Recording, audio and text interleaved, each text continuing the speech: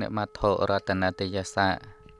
ខ្ញុំព្រះអង្គម្ចាស់សូមនមស្ការក្រាបថ្វាយបង្គំមុទិដៅចំពោះព្រះជុំ3នៃព្រះត្រៃរតន៍គឺគុណព្រះពុទ្ធរតនៈ1គុណបឋមរតនៈ1និងគុណព្រះសង្ឃរតនៈ1ដោយសេចក្តីជ្រះថ្លានិងដោយសេចក្តីគោរពសពកាលសពវេលាទូលព្រះបង្គំសូមនមស្ការក្រាបថ្វាយបង្គំចំពោះសម្ដេចព្រះសង្ឃរាជទាំងពីរគណៈមន្ត្រីសង្ឃប្រធេរានុធេរៈគ្រប់ព្រះអង្គគ្រប់ឋានានុក្រមទូទាំងប្រទេសដោយសេចក្តីគោរពសូមធ្វើគារវកិច្ចចំពោះសម្ដេចទ្រង់ឯកឧត្តមអ្នកអង្គញាលោកជំទាវលោកស្រីអ្នកនាងកញ្ញាបងប្អូនប្រុសស្រីយុវជនយុវតីកុមារាកុមារីទាំងឡាយដែលកំពុងតែផ្ទៀងនៅសោទិនត្រិយារមត្រង់ត្រាប់ស្ដាប់ក្រេបជញ្ជក់យកនៅឲ្យជារសនៃព្រះធម៌ទេសនាផោសាធវោហើយសាធុសាបរសិជនបងប្អូនប្រុសស្រីលោកយាយលោកតាផងទាំងឡាយនៅគណៈពេលនេះខ្ញុំបករណាខ្ញុំបានដងច័ន្ទនេះនឹងបានឱកាសដើម្បីនិទាននៅប្រវត្តិរឿងរ៉ាវរបស់ពុទ្ធសាវិកាជាបន្តទៅទៀតប្រវត្តិរឿងរ៉ាវពុទ្ធសាវិកានឹងជាបន្តទៀតប្រវត្តិទី9ភាគ2ជាភាគបញ្ចប់ប្រវត្តិពុទ្ធសាវិកាទី9នឹងដល់រឿងនាងគុណ្ឌលផតទាគុណ្ឌលកេសីថេរីនាងយកចោលធ្វើប្តីហើយចោលនឹងចង់យកប្លន់យកទ្រព្យគ្រឿងអលង្ការរបស់នាងគុណ្ឌលកេសីបបួលនាងទៅលើភ្នំកន្លែងទម្លាក់ចោលហើយចង់សម្លាប់ប្រពន្ធនឹងនាងផតទានឹងរកវិធីសាស្ត្របងឯងគុំសម្លាប់អូនអីមវយ៉ាងណាក៏ប្តីអត់ស្ដាប់អញ្ចឹងមុននឹងអូនស្លាប់អូនសូមបតិសិនបង3ជុំអោបផងអីផងស្រក់ទឹកភ្នែកផងអោបពីក្រោយច្រានប្តីនឹងទម្លាក់ជ្រោះទៅហើយនាងមានបញ្ញាបើមិនធ្វើអញ្ចឹងខ្លួនឯងងាប់សម្លាប់ប្តីចោលពាក្យចាស់គេថាចោលហ្នឹងគេឲ្យឡើងត្រើងហើយអត់ចង់ឡើងប្រុសមកកករាប់ពាន់រាប់ម៉ឺនអ្នកនាងមិនស្រឡាញ់ទៅយកចោលធ្វើប្តីនាងផតទាគុណ្ឌលកេសីថេរីនឹងស្អាតអ្នកណាក៏ចង់បាននាងធ្វើប្រពន្ធអត់យកគេបរោះដតី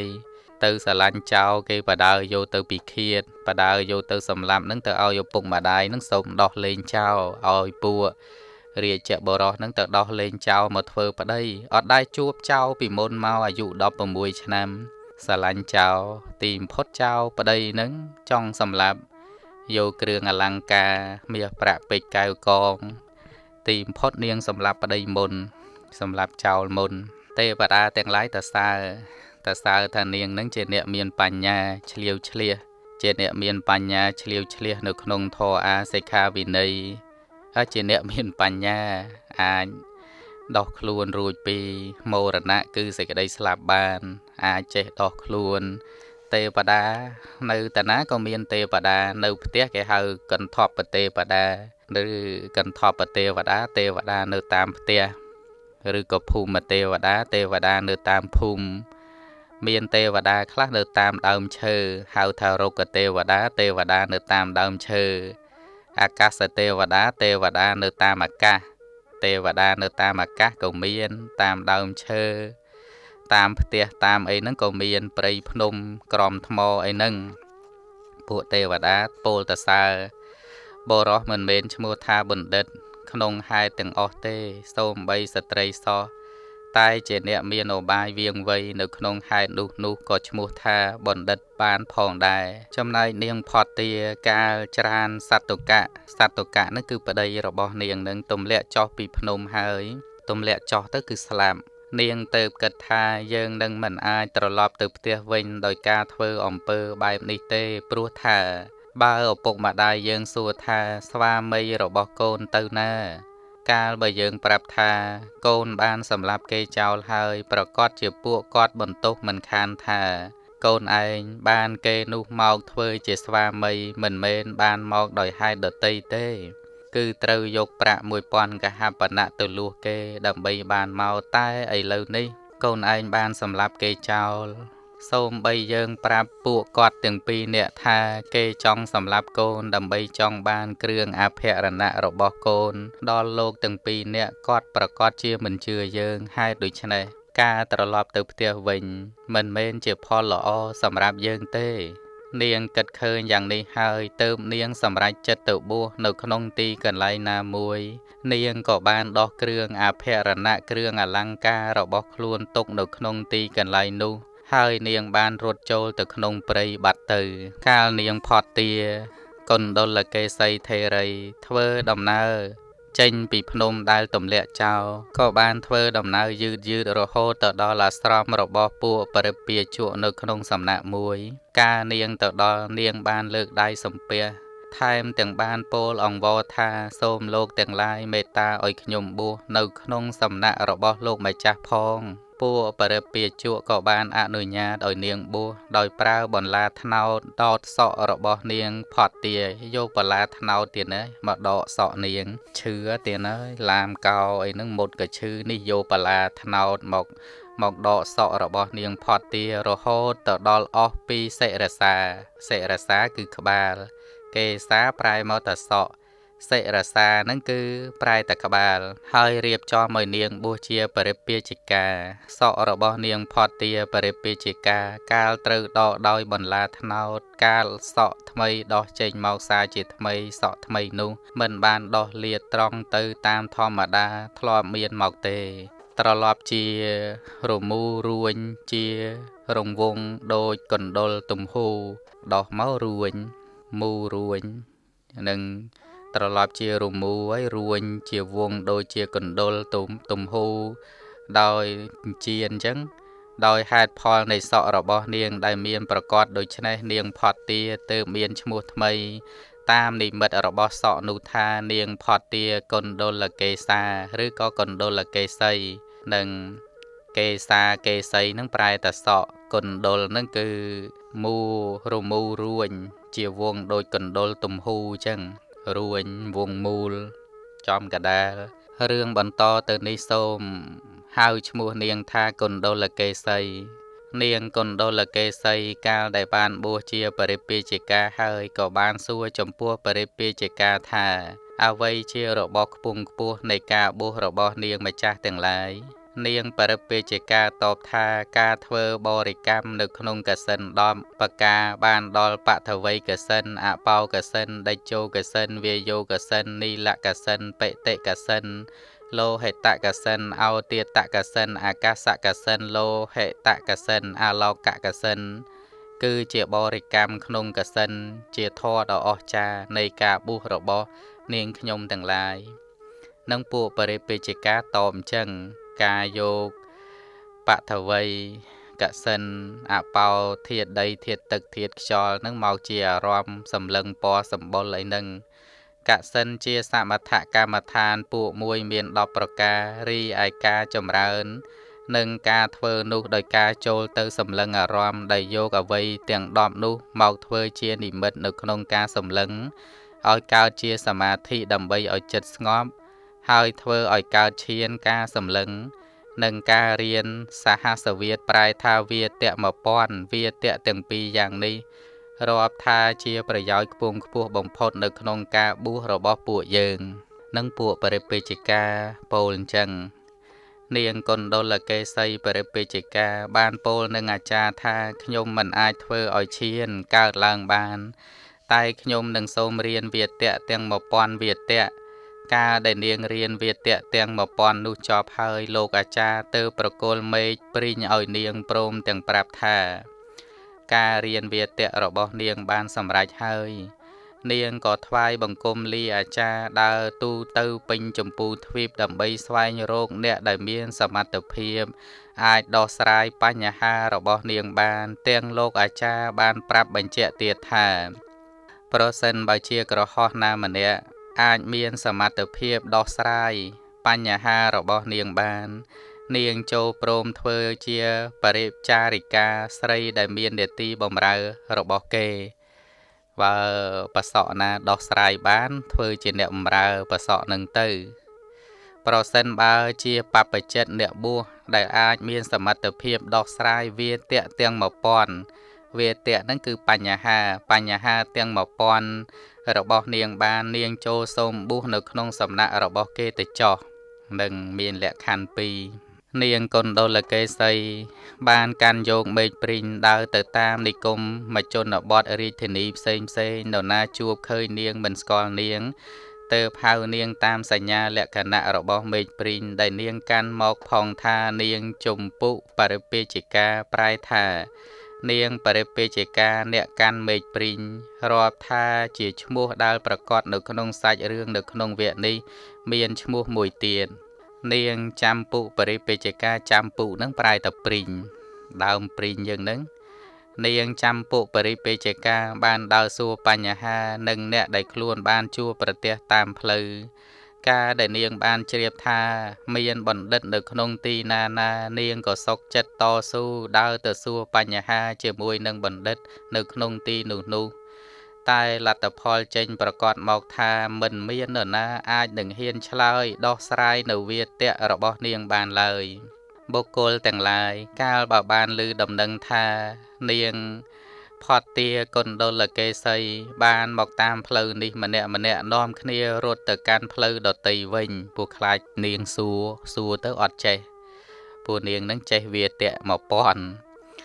នាងបរិពេជិកាកាលបើរោគអ្នកដែលអាចឆ្លើយឆ្លងនឹងខ្លួនមិនបានពេលដែលនាងចូលទៅរកអាហារតាមផ្ទះឬនិគម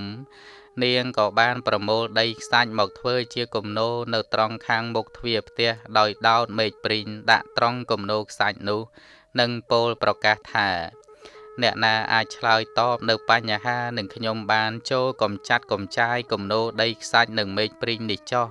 ហើយនាងក៏ដើរចូលទៅក្នុងផ្ទះនោះមនុស្សទាំងឡាយមិនមាននរណាហ៊ានកំចាត់កំចាយគំនោដីខ្សាច់នឹងមេឃព្រីងនោះឬសូម្បីតែចូលមកចិត្តមេឃព្រីងនិងគំនោដីខ្សាច់ក៏នៅមិនទាន់មាននៅឡើយរហូតទៅដល់កន្លងទៅបាន7ថ្ងៃ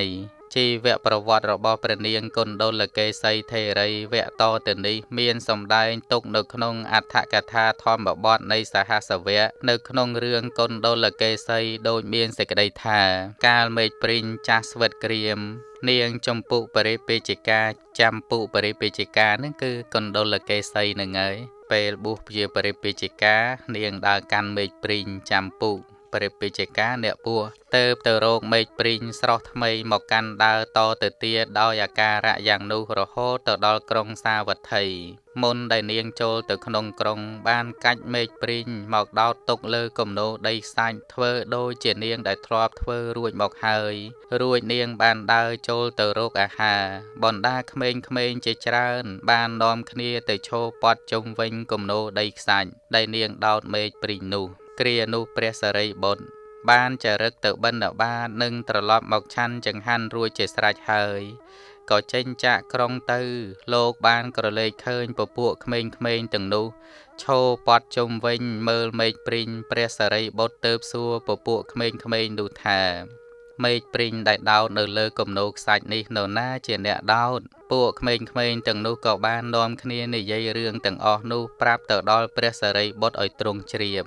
ព្រះសារីបុត្រជាសាវកស្ដាំរបស់ព្រះដ៏មានពភាកាលបើបានជ្រាបរឿងនោះហើយបានប្រាប់ពួកក្មេងៗថា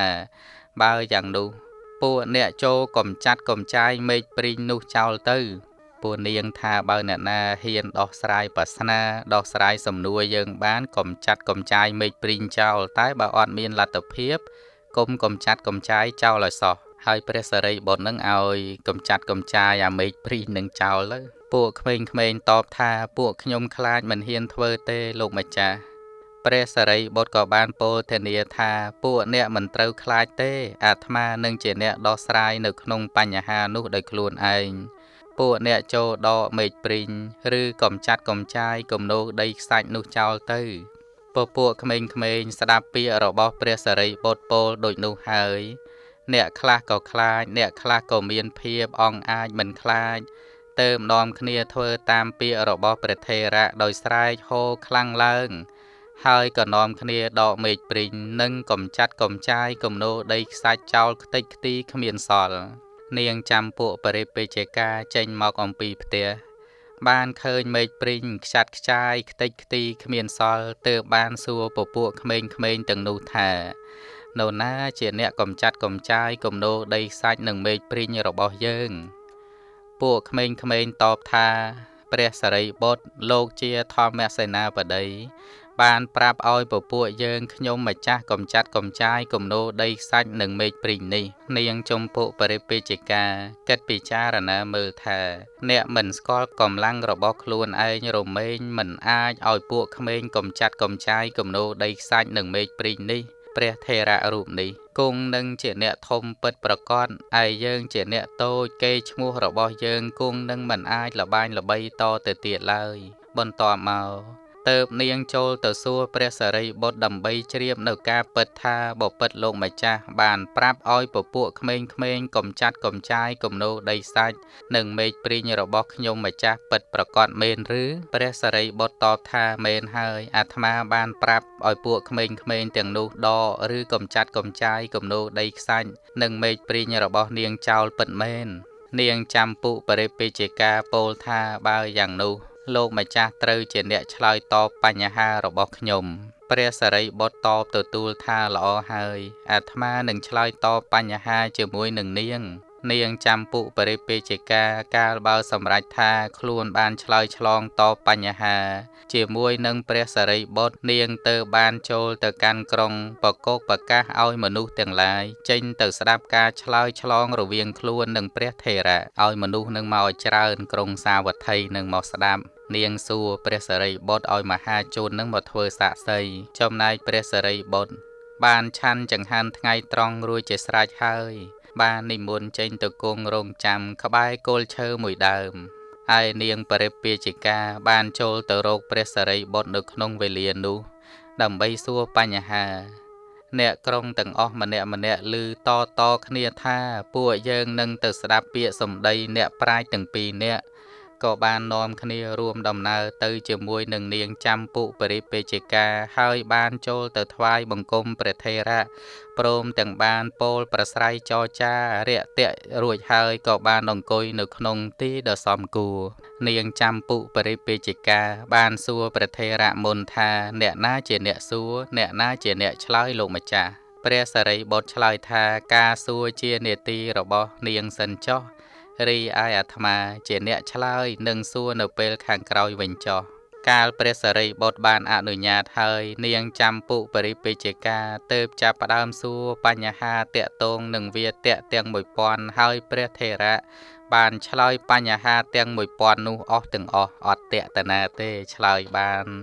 សំណួរបញ្ហាទាំង1000ព្រះសារីបុត្រឆ្លើយបានទាំងអស់លំដាប់នោះព្រះថេរៈបានពោលនឹងនាងថាបញ្ហារបស់នាងមានត្រឹមតែប៉ុណ្ណេះឬក៏នៅមានទៀត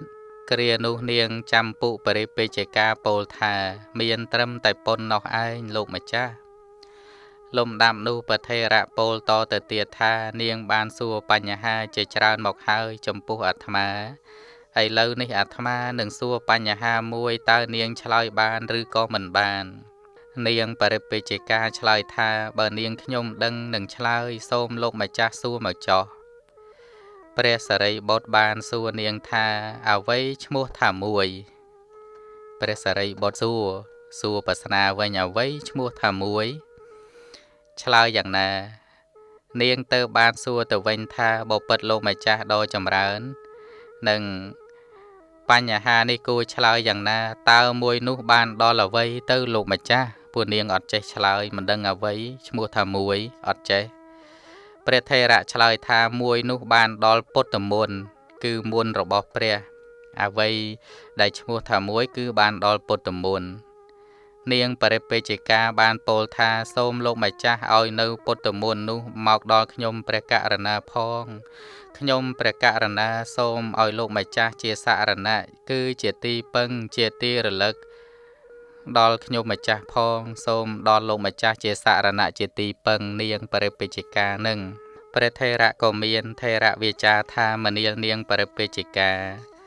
បើនាងកាន់ភេទដោយអាត្មាហើយអាត្មានឹងឲ្យតែការដែលនាងសូមដល់អាត្មាជាសារណៈនោះគុំអីឥឡូវនេះព្រះពុទ្ធជាម្ចាស់ទ្រង់ជាអគ្គបុគ្គលនៅក្នុងលោកនិងទេវលោកព្រះអង្គគង់នៅក្នុងវត្តចេតពុនចិត្តនេះដែរគួរនាងចូលទៅរកព្រះបរមសាស្តាជាសារណៈជាទីពឹងជាទីរលឹកដ៏ប្រសើរចុះ លំដាប់នោះនាងបរិពេជិកាពោលថាខ្ញុំព្រះករណានឹងធ្វើតាមពាក្យណែនាំរបស់លោកម្ចាស់លុះដល់វេលាសាយនហសម័យគឺសម័យពេលល្ងាច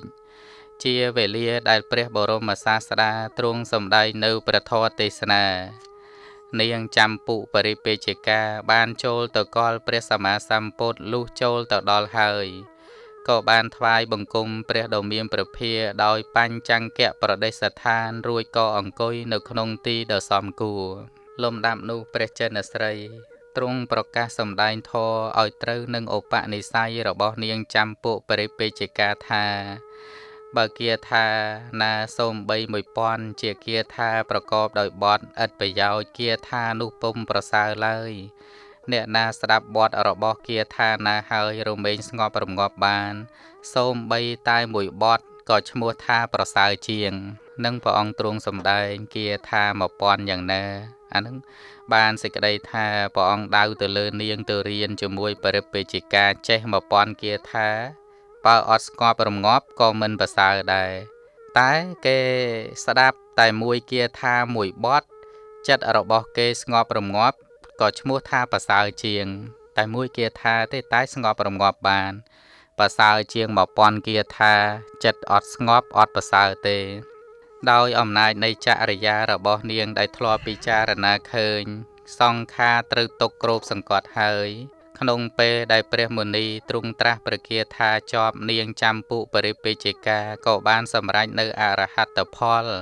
ហើយនាងទៅក្រាបទូលសូមបព្វជិឧបសម្បទានៅក្នុងព្រះសាសនានេះស្រាប់ពធជាប់បានអស់កិលេសអលិញគ្រានោះព្រះដ៏មានបុណ្យទ្រង់អនុញ្ញាតឲ្យនាងបរិពេជិកាដោយត្រាស់ប្រាប់ព្រះសារីបុត្រឲ្យបញ្ជូននាងទៅកាន់សំណាក់ភិក្ខុនីនឹងឲ្យនាងបានបព្វជិឧបសម្បទានៅក្នុងឧបតោសង្ឃសង្ឃទាំងពីរពួកគឺភិក្ខុសង្ឃមួយពួកភិក្ខុនីសង្ឃមួយពួកជាភិក្ខុនីនៅក្នុងព្រះពុទ្ធសាសនានេះតទៅនាងចាំពុបរិពេជិកាកាលបើបានបួសជាភិក្ខុនីហើយក៏ប្រកាសនាមថ្មីថាគុណ្ឌលកេសីថេរីហៅតាមអដ្ឋកថា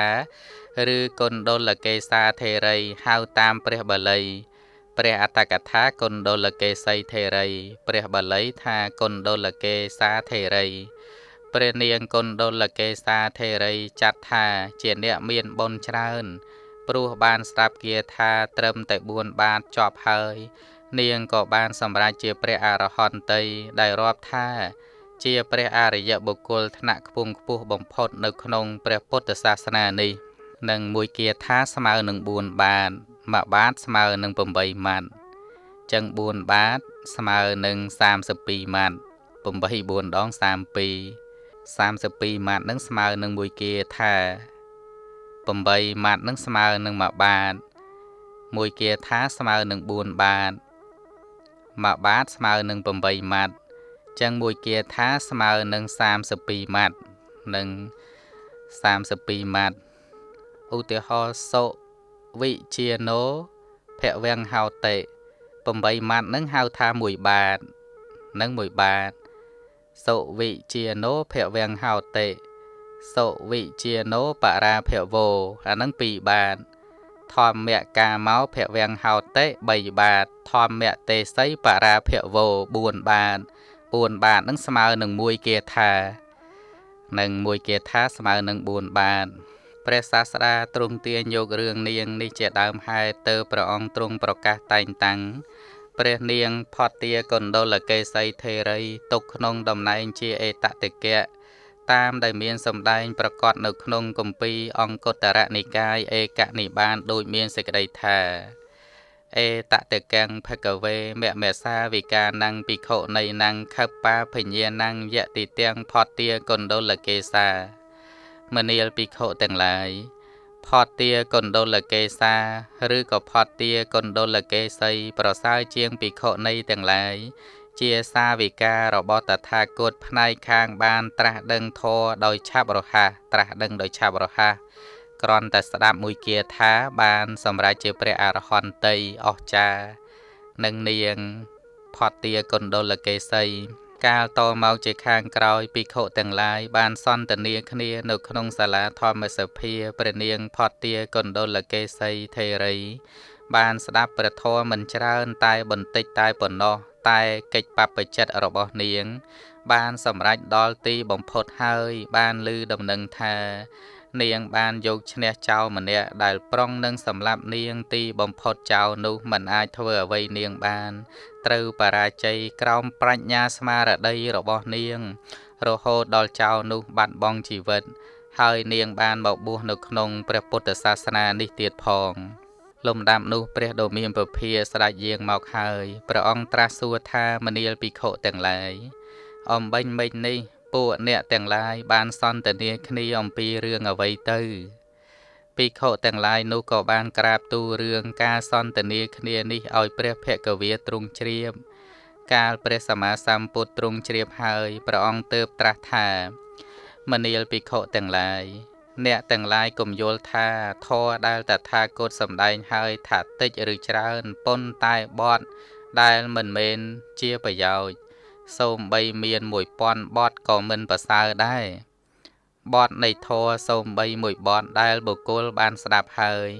ប្រព្រឹត្តទៅដើម្បីការប្រះចាកដំរេកសូម្បីមួយបទក៏ឈ្មោះថាប្រសើរជាងឯការឈ្នះ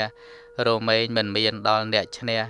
ចៅខាងក្រៅតែឈ្នះរមែងមានដល់អ្នកឈ្នះចៅខាងក្នុងគឺកិលេស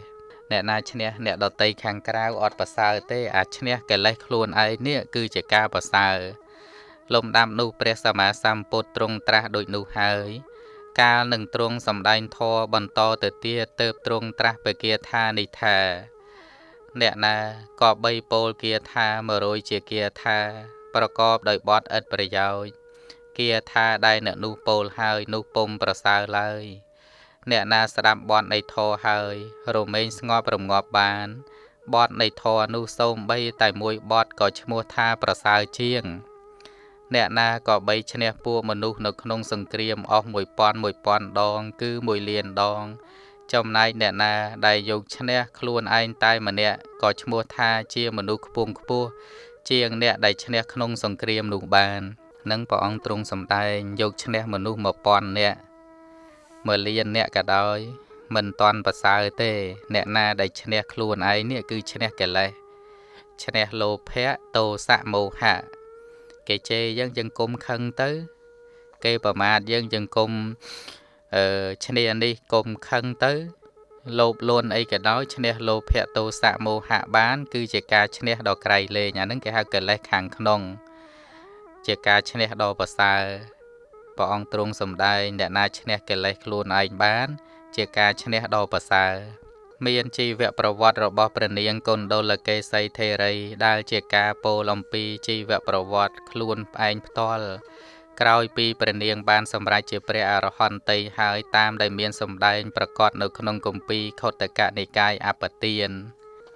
សាធុណាដល់ម៉ោងបាត់ហើយទៀតហើយណាដល់ម៉ោង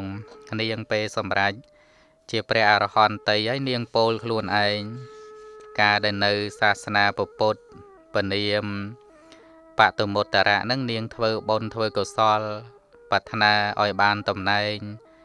បានត្រាស់ដឹងឆាប់រហ័សពេលដែលស្លាប់ទៅកើតឋានសួគ៌ទេវលោកឋានតាវតឹងសាសនារបស់ពុទ្ធកស្សបៈមកកើតជាបុត្រីពរាជធីតារក្សាសិល10មានបងប្អូន7នាក់ធ្វើតែបុណ្យធ្វើតែកុសលអាយុ20000ឆ្នាំស្លាប់ទៅក៏បានទៅកើតឋានសួគ៌ទេវលោកនិងបានឋានសួគ៌ដល់ទៅពេលជាតិចុងក្រោយមកនាងកុណ្ឌលកេសីនឹងក៏បានជាកូនសេដ្ឋីជាតិសាសនាពុទ្ធសាមណគោតមនឹងបីដាទុកនៅលើប្រាសាទចន្ទទី7ឃើញគេបដើចោលស្រឡាញ់ចោលចង់បានចោលធ្វើជាប្តីឲ្យម៉ែឪនឹងទៅលួសចោលកុំឲ្យគេសម្លាប់យកមកធ្វើប្តី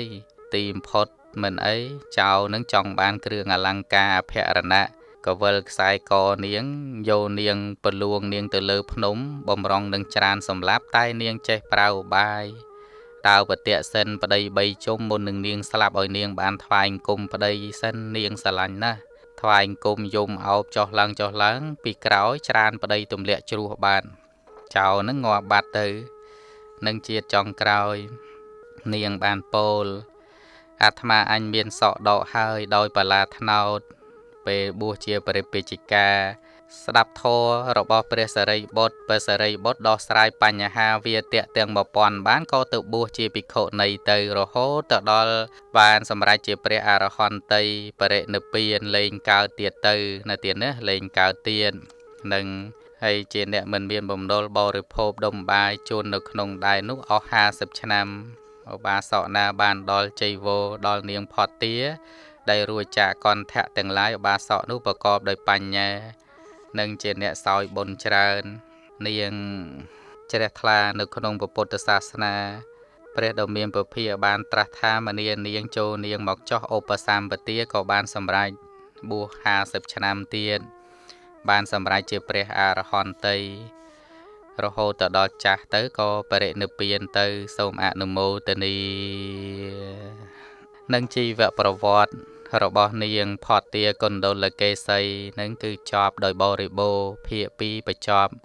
ប្រវត្តិរឿងរ៉ាវរបស់ពុទ្ធសាវិកាទី9នឹងចប់តែប៉ុណ្ណេះ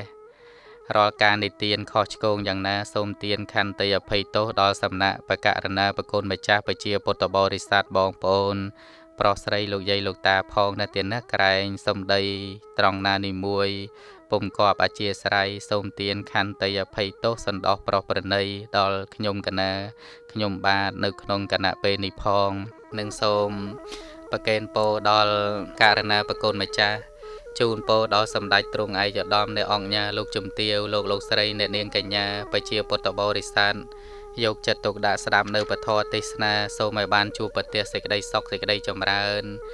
នៅអនាគតជាតិបានទៅជាមនុស្សសមាទិដ្ឋិស្ដាប់ព្រះធម៌ថ្លៃរួចចាក់ទុកដល់នៅព្រះនិព្វានគ្រប់ព្រះអង្គគ្រប់រូបកំបីឃ្លៀងឃ្លាតប្រែคลายទៅជាបការៈដតីឡើយសូមអនុមោទនា